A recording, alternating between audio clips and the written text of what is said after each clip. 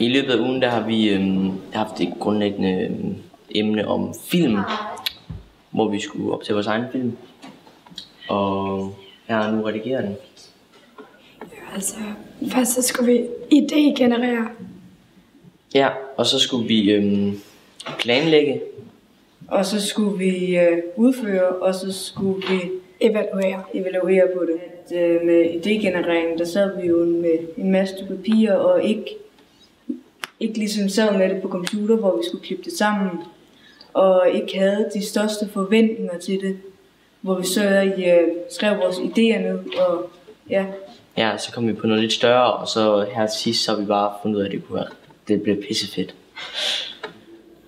Jo, det næste skridt, det var planlægning. Ja. Og det gik ud på, at vi skulle finde ud af, hvad for nogle ting vi skulle bruge, og lidt mere detaljeret, hvor det skulle være henne, og ja, hvad vi skulle sige. Ja, hvad for nogle vinkler vi skulle filme fra. Og vi skulle skrive en drejebog.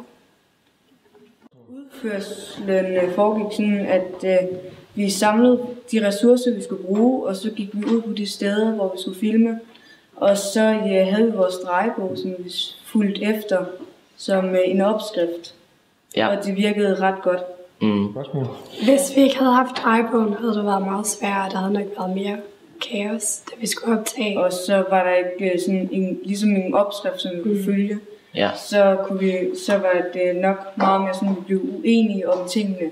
Ja, vi havde ellers sådan nogen, de havde en lidt forskellig mening om, hvad det var, vi skulle lave de forskellige scener. Og så kiggede vi i drejebogen, og så fandt vi ud af, hvad det rigtigt var det. Vores resultat, det er blevet rigtig godt med klipningen, og vi indså, at det var godt, at vi havde så mange vinkler og filmklip som muligt, så vi havde masser af klip i. Ja, en masse små stumper, man kunne sætte sammen.